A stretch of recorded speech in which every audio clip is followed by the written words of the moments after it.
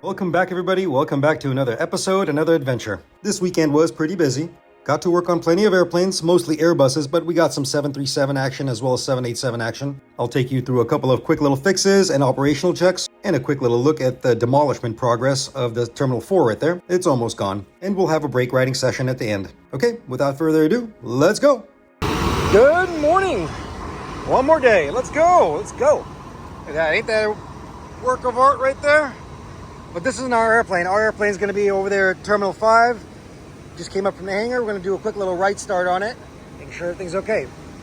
Let's go. Oh, you know what? Before we go, something really interesting. You know, every sector of the aircraft has a very particular station number. And when I say station number, even panels.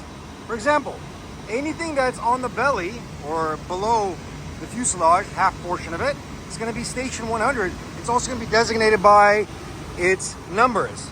I'm going to go ahead and stop myself right there because I did not do a good job of explaining this. Back this up and get the terminology correct. What I'm actually talking about here is zones. This is not to be confused with stations. And since I brought up stations, we'll talk about that as well.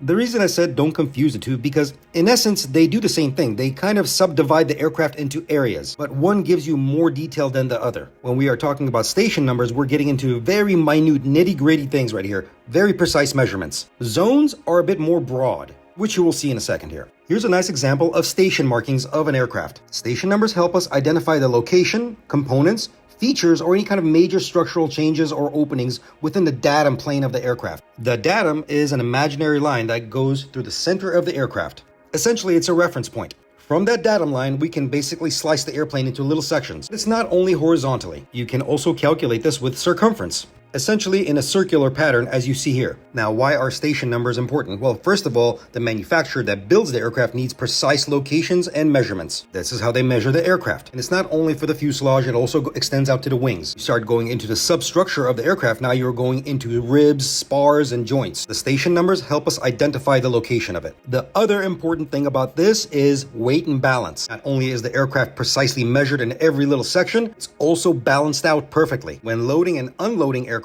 it is important to take note of the CG, center of gravity of the aircraft. Station numbers help with that. For example, if there's too much cargo in the back, we can put ballast in the front to even it out. This is a 777 forward cargo pit, and you can see on the sidewalls the station numbers right there. It's the same way on any other aircraft, or major aircraft, I should say. Okay, now that you understand stations, now let's go back to the original topic, zones. As mentioned earlier, zones kind of do the same thing, but it's a more broad perspective of areas of the aircraft. The way this works is the aircraft is subdivided into 3 areas: major zone, subzone, and zone. Let's take a look at them on this diagram. So, anything below the datum line is going to be zone 100. Anything above the datum line is going to be zone 200. The zones extend to every section of the aircraft. If I were to tell you zone 700, you know I'm talking about landing gear. If I say zone 800, you know I'm talking about doors. Left wing is going to be 500, right wing is going to be 600. Engines and pylons are going to be 400. Anything that's near the tail or the empennage will be zone 300. So these are considered major zones, but it gets even deeper. It goes into the subzones. This is where the station numbers and the zones start working together. The zone is going to give you the broad idea of what section of the aircraft you're going to be working on,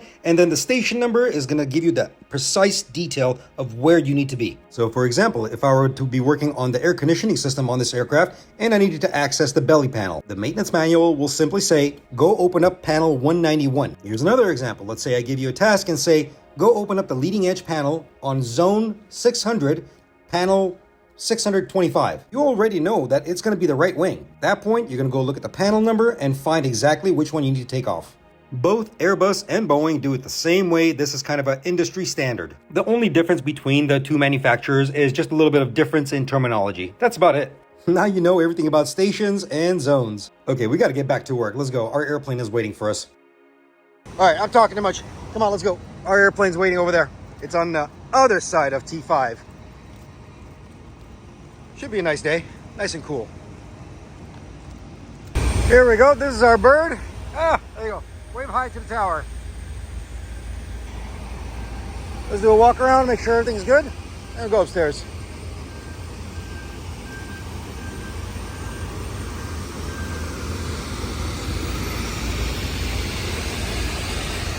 Of course we have to. Boop.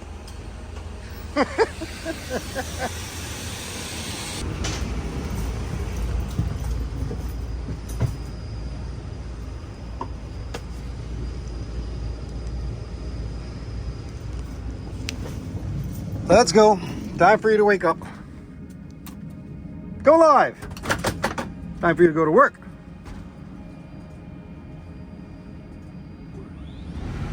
There you go.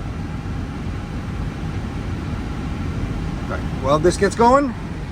I'll walk through the cabin, and then we'll go back and check the parameters. You hear that? That's the cargo door opening. That's all it was. That's just the cargo door opening. Okay, I'll save you the trouble of watching me do this.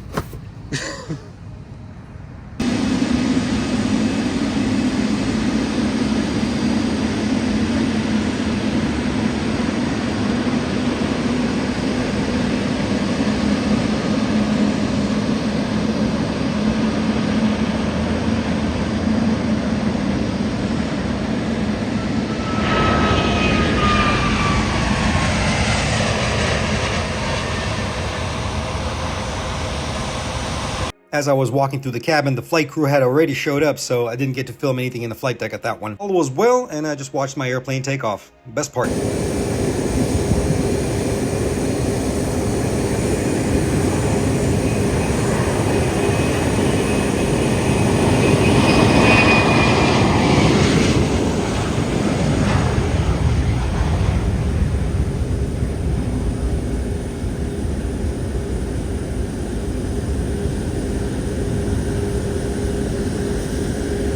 Next office, let's go, 737 time.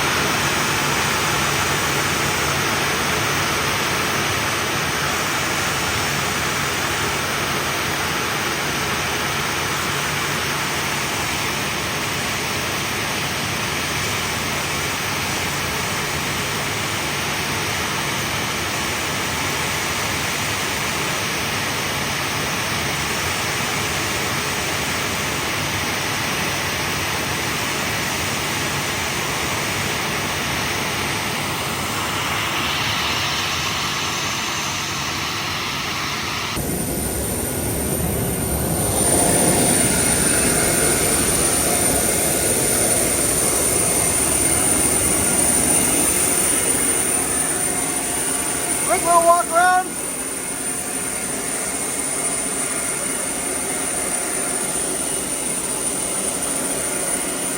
As usual, just to do my regular walk around, GVI, general visual inspection, making sure all the pieces are there, nothing leaking, nothing's broken. We did have one write-up. Somebody got sick and they used the IMK, the emergency medical kit. We got plenty of those because it happens all the time. But yeah, I went and grabbed the new one and reinstalled it. Here you go. That's what the kit looks like. They were already boarding, so obviously they couldn't catch anything, how to put it back in, but it's just a pouch in the designated spot. Okay, back to an Airbus. Well, back inside an Airbus. Pilot reports, status maintenance fault. Smoke. Well, let's do some troubleshooting. Let's find out what's going on. We got to go through the FCDU. Well, first and foremost, let's always print out a post-flight, see what the post-flight is saying, and get some associated messages along with it. And while that's doing that, we can go into the system test report. Welcome to ATA Chapter 26. This has all got to do with fire protection. Now, fire protection is a very heavy and dense chapter. The system is monitoring multiple amount of areas on the aircraft. Everything from engine fire protection, APU fire protection, main landing gear bay fire protection or overheat detection, avionics smoke detectors, cargo smoke detectors, as well as lavatory smoke detectors. Initially, like you saw the fault, it was on the bottom right corner and it was white. This is considered a Class 2 maintenance message. What that means, pilots will never see this until they get on the ground and park. Pilots will never be bothered by Class 2 maintenance messages. Now, if it was actually fire or some kind of a smoke detection, then they will get the amber messages and master cautions and all those fun bells and whistles. Now, this Airbus is one of the more modern Airbuses. Airbus decided to incorporate the smoke and fire detection units, or the computer system itself, into one singular computer, or I should say two. This is called the SIDS, the Cabin Intercommunication Data System. Will put itself into another subcategory within that computer box, calling itself the SDF, Smoke Detection Function. You see me testing right now. I went through and tested every single one of the lavatory smoke detectors as well as the cargo detectors.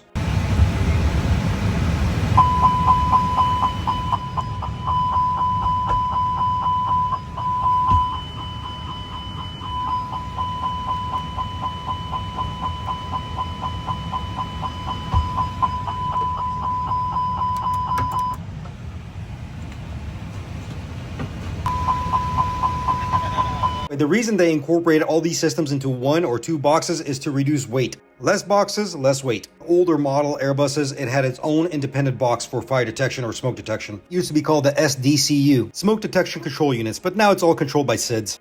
After performing the bite check and all the system tests, no faults were detected. We have the capability of checking the history of the aircraft and the records, making sure that this fault has not a reoccurring fault. There was nothing in the past 90 days. Now here's the cool part. This was documented. Everything gets documented. If this fault happens again, next technician that pulls up the history of this aircraft is going to see that I documented it and there is something happening. At this point, they can address the situation and dig further in. We call this a trending or a chronic event, where it's something happening a repetitive amount of times. If it happens again, at that point, they're going to dig deeper and try to troubleshoot more. But at this point in time, it was simply a glitch. I cleared it. Airplane's good to go. Okay, this one's done. Now we wait. Also, airplane with a serious identity crisis. Yeah. 321. Nose number 787. You don't look like anything like a 787, my friend. All right. On to the next one. It's been an Airbus day. It's okay though.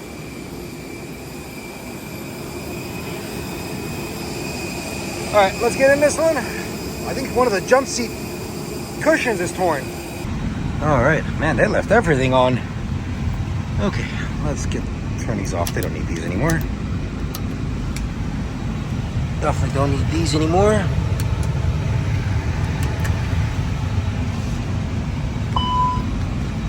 That's normal.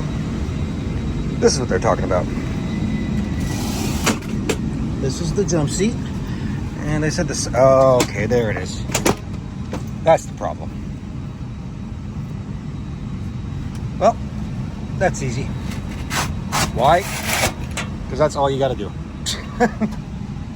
Yeah, that's pretty bad. Okay. No problem. There's the part number. Just order it. I'm sure we have this in stock. Easy. There you go. New cloth, new cushion, old cloth, old cushion. These are unfortunately expendable parts, so this goes straight into the garbage. Can't really do much with it. Can't restore it, so that goes in the garbage. It's just deteriorated to a point where you can't even fix it. But yeah, I'm gonna put this cover back on, and then you're gonna laugh.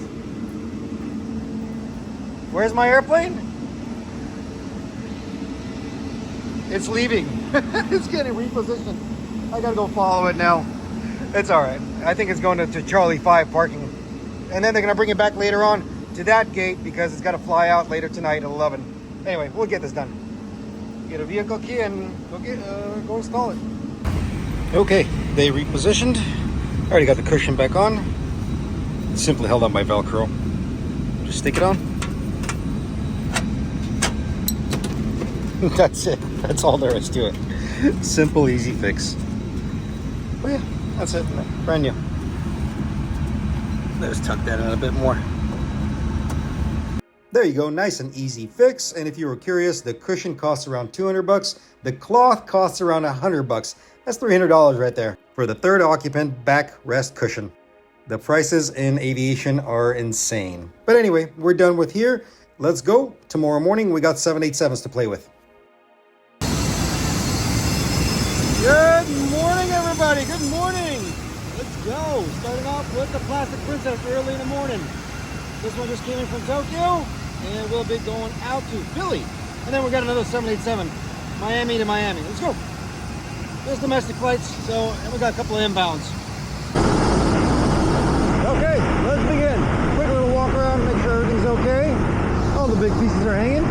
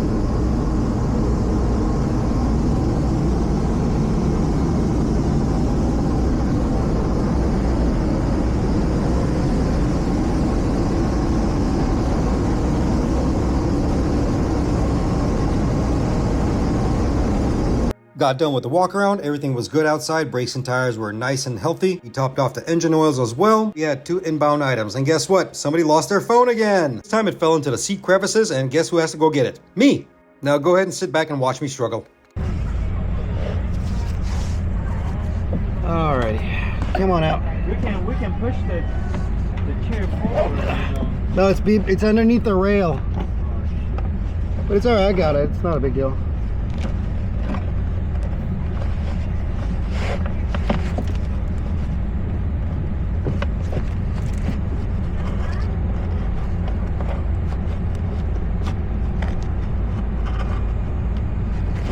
Just no room to work.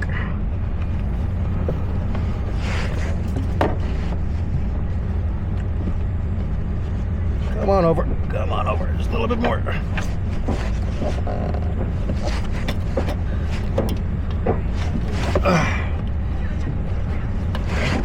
Just a little more.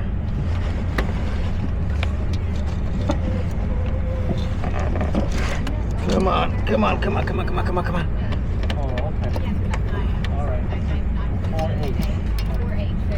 I got it. It's right here. Thank you so much. Just give me a couple seconds here. Take your time, man. Don't hurt yourself, all right? Well, this came international, so the passengers probably trying to get to customs, waiting for this.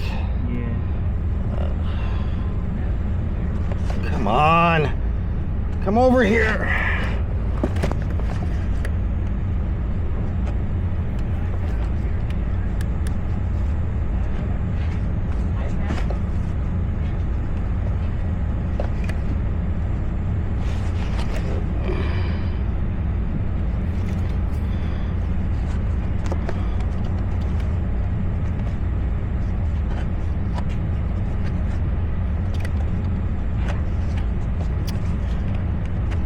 Can almost get it, dude. Oh, I see it. Can almost get it. Come on.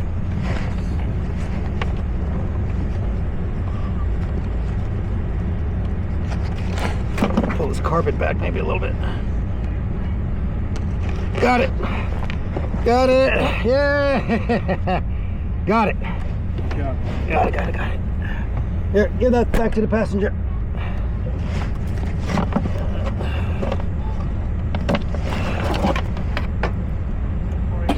Oh my God.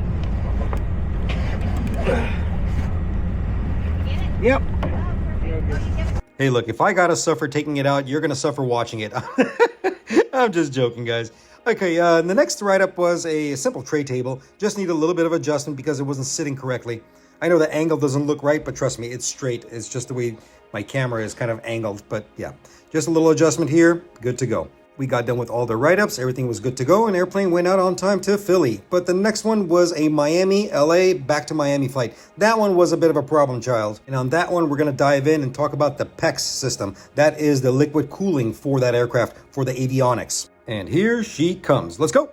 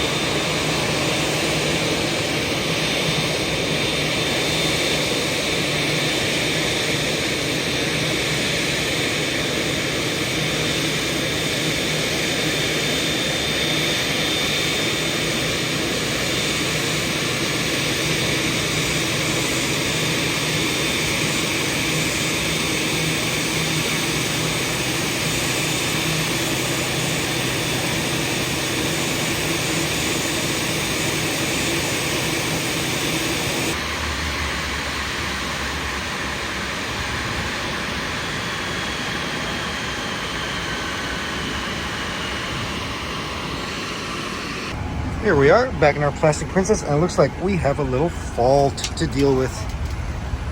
Right there, that one. Liquid cooling right pump 1. Interesting. So that will be referring to this right here. Let's figure out what's going on here. Okay, before anybody jumps to conclusions and says, oh my goodness, the right system is low. No, it's not. The system is very smart. It will tell you if it's over full, it needs refill, or it's low. If it needed a refill, it will give you a designation of RF, refill. And that would happen around 0.66 to 0.41. Anything below that would be low, which is 0.41. Our manuals are very specific when it comes to this. It tells you you do not need to service the system when the fluid level is from 0.67 to 1.15. So 0.77 or 0.78, we're good to go. Okay, let's get back to our problem here. The PEX system, Power Electronics Cooling System, is malfunctioning, or one portion of it is. To be specific, it's the right number 1 pump. Now, before getting into the troubleshooting portion of this video and what we did afterwards, I have to explain to you how the system works. Okay, bear with me. I'm going to try to simplify this as best as I can. PECS, P-E-C-S, Power Electronic Cooling System. This is part of ATA Chapter 21, which is air conditioning. I don't know why they integrated this particular system into that chapter. I think it should have its own chapter, but it is what it is. PEX has 2 subsystems, left and right, and they're pretty much identical. Also another little subsystem in here called the ICS, the Integrated Cooling System. The way this works is that each subsystem moves cooling fluid. It will move this cooling fluid into the high power electronic systems that are within the E&E bay or the equipment bay. It goes into a continuous loop. It's much like a water-cooled PC. Each system has 2 pumps. If you're curious what kind of fluid it's actually using, it's propylene glycol and water. And much like a water-cooled PC, it has to go through a radiator, or what we like to call within aviation or aircraft maintenance, a heat exchanger. Quick side note for the ICS system, because it is a very similar pump package, That is very specific for the lavatory and galley ventilation. Yes, believe it or not, the galley and lavatory ventilation is working off of a liquid cooling system. The system itself is a humongous power hog. The aircraft will load shed everything. That means it will turn off so many systems if the cooling packages are not working. At least one of them has to be working for the aircraft to function properly. Like I said, each system has 2 pumps. Remember that part because it's going to be important later on. This is where it might get a little bit confusing. The pumps themselves are using 235 volts AC.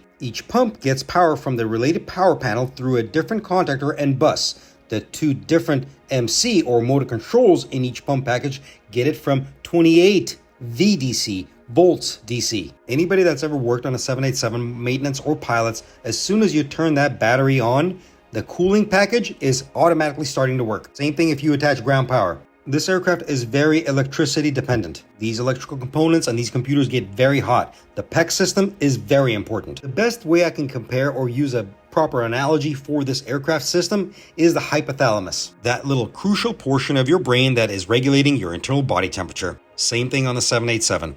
Okay, now that you have a good idea of what the system does and how it works, now let's take a look at the pump package itself. This one right here, the one on the right specifically. Zoom in, Stig, not that one, nope. There it is. So the initial fault was coming from this particular unit. This is in the right wheel well of the 787, and what we're looking at and focusing at is this pump package, which is failing. Now, I wish I could tell you that resetting the system, doing operational checks, reset the system, and we got it working.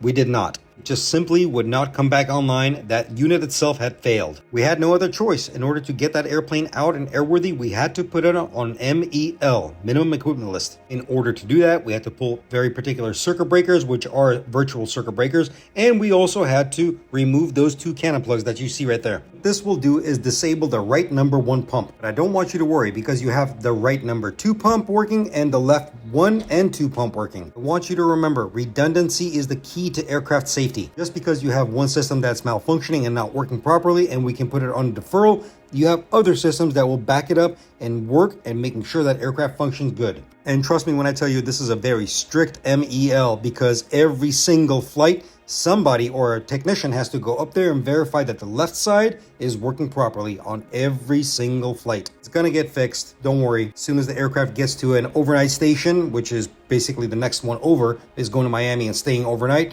it's gonna get replaced and fixed. We as technicians do our best to fix the problems, but we also have relief from the manufacturer's specs and our MEL systems, our deferral systems. This is in order to get the aircraft dispatched and get it flying. By the way, this is not compromising safety. I'm going to remind you once again, we will never take safety as any kind of compromise. If it's a safety of flight issue, trust me, that airplane is not going anywhere. Since this particular system has a backup, we are allowed to do this. Anyway, let's keep going. We got another Airbus.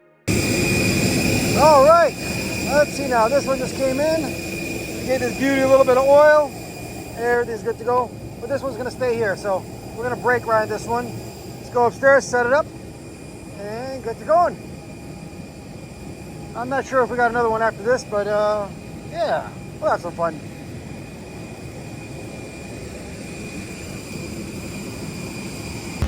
Okay, we're just waiting for the tow crew to show up, but I know somebody asked me, how do you guys load nav data? Well, there's new modern jets, super easy. You get a unit, there's actually a special unit that you would attach the cannon plug, attach it here, turn the unit on, the data loader activates, and you just simply follow the instructions that you get a job card with. So yeah, obviously there's nothing connected, so that's why nothing is happening here. But yeah, and they do this every month. There's an active data that's already loaded and a month afterward. So as soon as the active one is ran out, they'll switch to the secondary one, which is the further months, and then we'll upload the next month's over. You know what I mean, right? But yeah, they're always doing this on a monthly basis, updating nav database. Yeah, pretty simple, but just time consuming. That's why you guys say, please show us how to do it. It's or show how it's done. It's really boring. You just kind of sit there and wait half the time. Anyway, that's it. Now wait until we move. Well, just like that, change of plans. Now I'm not moving it. It's all right.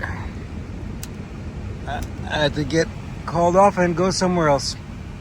We'll still leave it powered on because it will have to get moved eventually, but not right now. I gotta go take care of something else. It's always a fluid environment when it comes down to line maintenance. You never know what you're gonna get. I want to show you something else which was very special. This is an honorary service for a fallen soldier. You're not gonna believe the story behind this. This is incredible. This is the story of Lieutenant David P. Shea. I hope I'm saying or pronouncing that last name correctly. In early 1944, the lieutenant was assigned to the 703rd Bombardment Squadron. He was the pilot on a B-24J Liberator, flying over Germany, got hit by anti-aircraft fire, and got downed and killed in action in Germany. He managed to recover the remains of him as well as the crew back in 1952, but back in those days, they did not have the technology to identify the bodies. Fast forward to 2021, the DPAA historians finally managed to do this. It sends chills through my spines, and at this moment, even now that I'm speaking, I have goosebumps. They managed to bring him back home. Brought him back home, and they're going to bury him with honors. I have tremendous respect for our military service members, and a fallen soldier coming back home is one of the most honoring things in this world. Feel free to read the article yourself. It's publicly available. I find this very ironic, but as well as somewhat comforting. Why? The final journey of a pilot on an airplane. Sorry you weren't in charge or flying it, but you still got to fly one last time. Farewell, Lieutenant. Thank you for your sacrifice and for your service, sir. Let's go move some airplanes.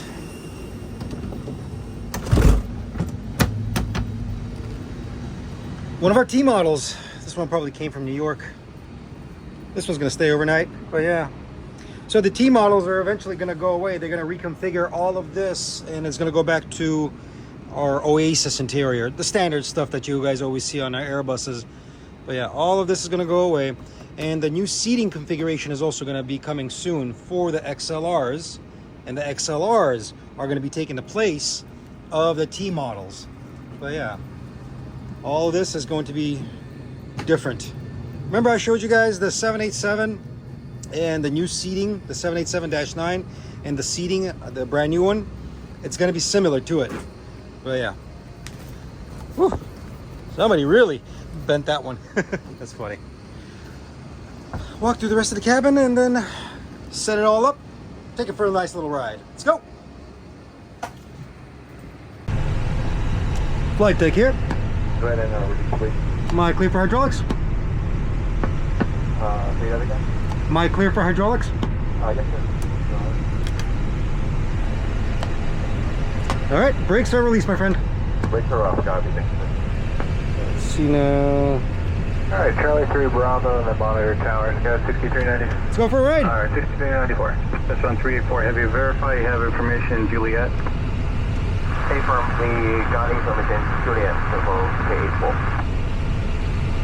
I grant that 8 Delta Sierra Heavy information, Juliet, okay, thanks. Juliet Delta Sierra Heavy, runway 25 right, taxi via Charlie 10 Bravo. Keep flying right, fly Charlie 10 Bravo, Delta Sierra Heavy. As you can see, we are reaching the end of our little journey here, and the last portion of this is going to be a brake riding session. But stick around, I got some more information for you. It's not just going to be airplane visuals, I'll talk about some things. Turn on Charlie, short of Charlie 8 for now, 734 37.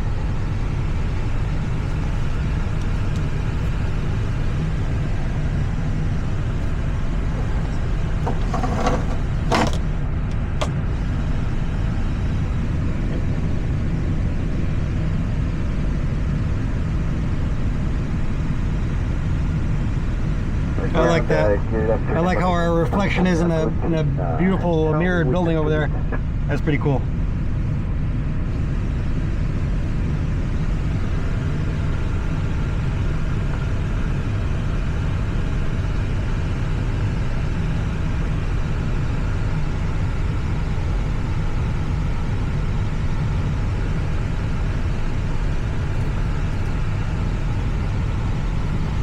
Bravo 8, 1715 on the ground, runway 25 right, taxi via Bravo. 25 right via Bravo, below. Skywatch 5944 at Kilo, give way to an Airbus from your left. Kilo gives away to the Alpha Life, guys, 5944. Oh, a lot of people always ask, how do we know how to keep on the center line? This is usually during taxi operations. Obviously, we're being towed right now. I don't have to worry about that. The question still stands. How do pilots know how to stay on the center line? As well as maintenance when we are taxiing. Now, the rule of thumb for maintenance is a bit different than pilots. Why do I say this? Because we work on a multitude of aircraft. We work on a 320 family, which includes the 319, 320, 321. Work on the 737, the 777, and the 787. So for me, as a technician, taxiing and working on all these aircraft, I need a set standard. Standard is going to be aligning the center line along with my inner leg or the inboard leg of where I'm sitting. This will pretty much usually put me on the center line. Now, forgive me for the visuals because it's not matching up to what I'm saying. I'm just pointing at the demolished terminal. But how about this? Let's listen to a captain that I just talked to, and he is going to explain to you on a variety of visual cues on when to taxi aircraft and how to keep it on a center line. What's up, Captain? Thank you so much for listening and watching, as well as being a incredible mentor.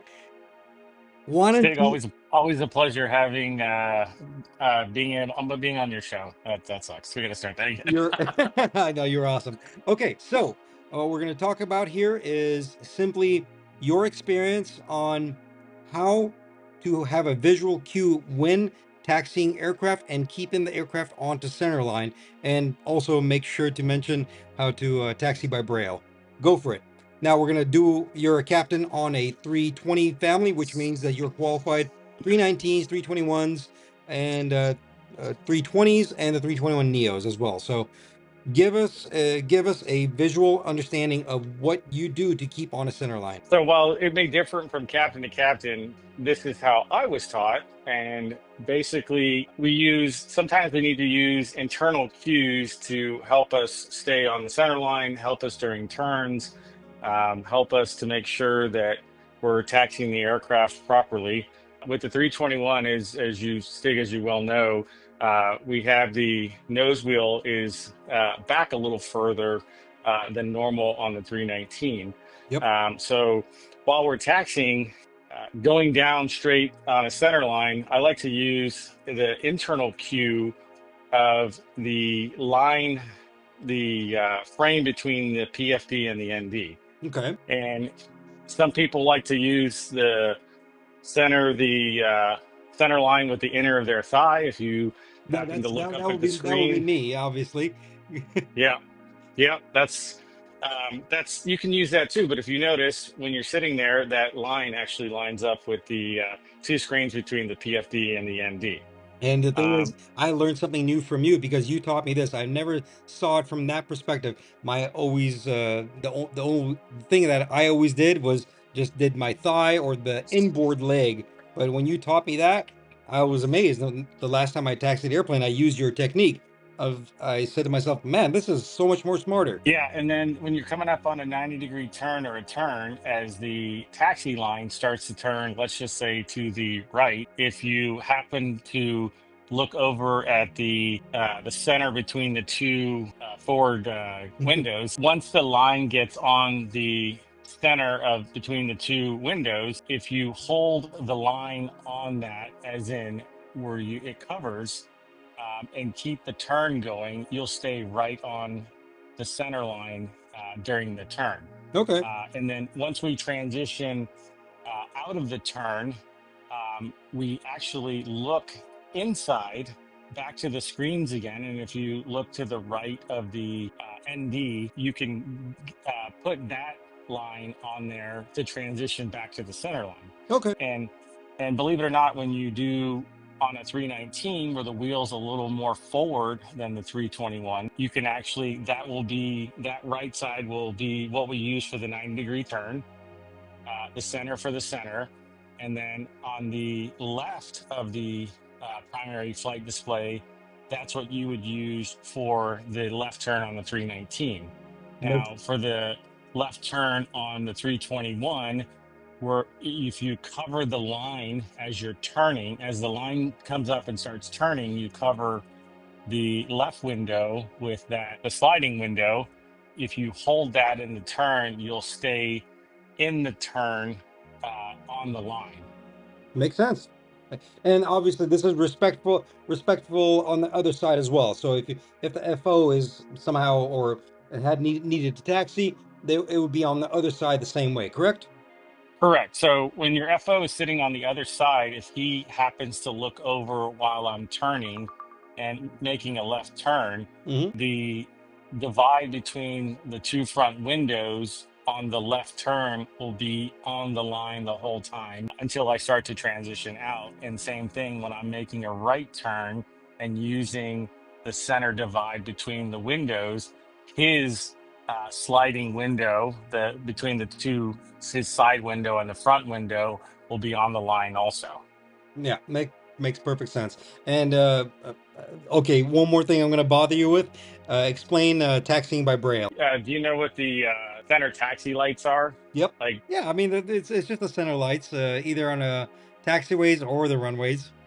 correct. And as we're taxiing along, sometimes those lights they kind of feel like you're going over speed bumps, Yep. and so the funny saying is we were taxiing by braille. Well, So we actually, you definitely know you're on the center line at that time. yeah, you definitely know you're on the center line. So if you're ever in the back of an airplane and they're you're taking off and you hear the thump thump thump thump thump thump, those are the center line for the for taking off. So I'm for the runway. So we like to say taxi or take off by braille. There you go. Well, Captain, appreciate you. Thank you so much, sir. And Yeah, anytime. you're the best. Talk to you soon. I hope you guys enjoyed that conversation. That person is an excellent pilot and also a good friend of mine. I'll be quiet now and let you guys enjoy the rest of the ATC chatter. Getting our airplanes in and out of this area because this will turn into an active taxiway. Guarantee you, every time we have to move into here, bring an airplane in and park it, we'd have to ask Towers permission. Yeah, that's going to be interesting. Go 6497, continue Bravo, Charlie 5, Charlie to parking. Bravo, Charlie 5. And that hangar, the old United hangar, that's going to get torn down eventually. So is ours. 31 heavy, continue. Hopefully they build us one before we end up homeless. Nice SAS right there. 350, 900. Beautiful. Gorgeous day today. Look down there in the distance, you're going to see 747. That looks like a Korean. A Dash 8.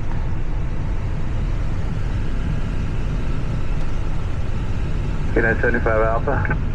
Go for United 75 Alpha. United 75 Alpha, proceed via Bravo, hold short Juliet. Bravo, short Juliet, United 75 Alpha. Ground Korean 011.75, horizon was technical Papa. Korean 011 heavy, ground, taxi this hold short Charlie for now. They got the stand for working on the flight deck, probably something with the windows. That's pretty cool. Where are we going? Think we missed our exit? No, oh my goodness, no, we're gonna go park at remote. It's gonna be a long ride. Oh well. So watch, at one point or another we have to switch frequencies. So let's dial that in because we are gonna pass the checkpoint. So dial that in to 121.65. So once we pass the checkpoint, we'll swap the frequency. So you'll see it. You'll see the checkpoint marker when it comes up.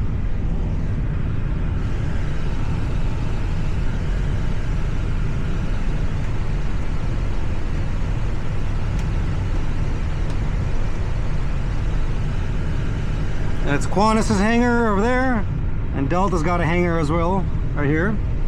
That Qantas hangar can fit a whole A380 in there. It's a big old barn right there.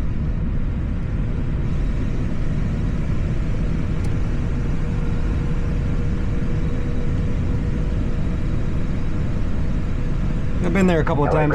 Nice facility. 1484, Lima cross 25 right. 1484, lay ground, taxi Bravo short Juliet. Bravo short of Juliet, America 1484. Net 75 Alpha, continue Bravo, Charlie 7 to the ramp. Bravo, Charlie 7 to the ramp, Net 75 Alpha. Okay, you see it? On ground to right on Bravo, taxi Bravo, November north route. Bravo November, North route, Delta 841. Korean 011 heavy, the Delta 737, that's a head engine. Right there. That's the checkpoint. We're about to cross the checkpoint. You see the marker? Right there. So once we pass it, Taxi Charlie and Kilo. swap to 121.65. Yeah.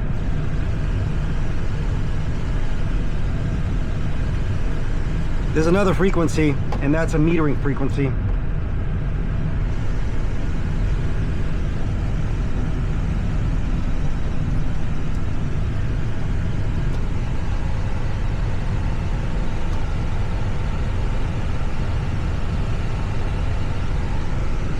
Not as active on this side of the airport.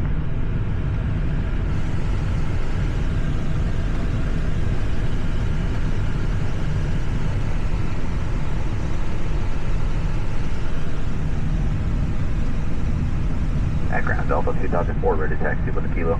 Delta 2004, about 10 minutes for your wheels up. Turn left onto Delta and hold short of Delta 9. Turn left on Delta, hold short Delta 9, Delta 2004. See, now you hear the other side of the airport chatter. The Delta taxiways. Southwest 2773, continue via Delta 8 to the alley. Heavy, 8 to the gate, Southwest 3773. predominantly, it's heavy on Delta and Southwest on this side.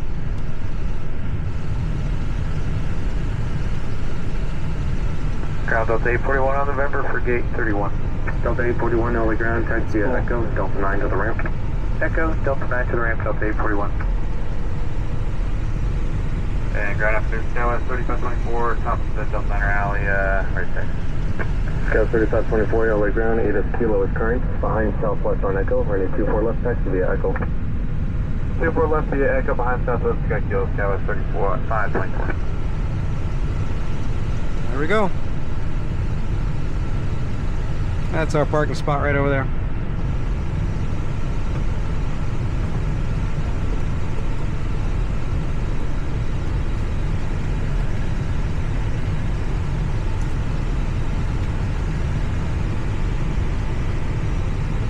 I don't need bleed air anymore. I can take that off.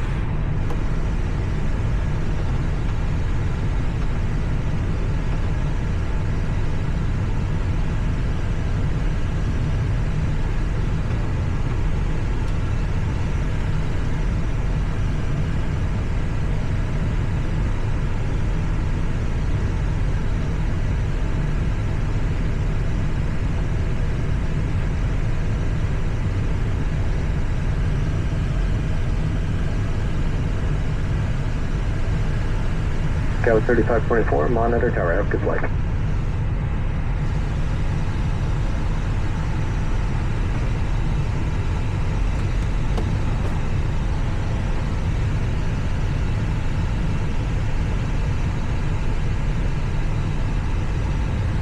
Ground flight deck, go ahead and set brake.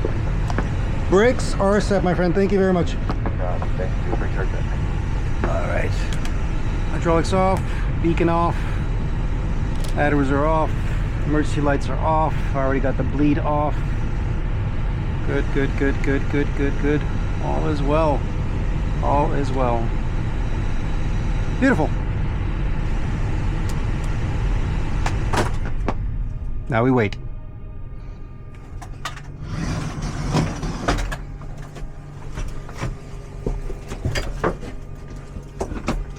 Easy. Okay, on to the next one. I haven't gotten my next move yet. We'll figure it out. Actually, that was it. That was the last airplane that I worked on that day. But I did manage to capture some other footage. Some beautiful airplanes taxiing around. And some of you have been asking some startup footage or startup engine footage because you like the sound. So stick around. You'll see some beautiful imagery and some beautiful airplanes and some beautiful sounds of the GE90 starting.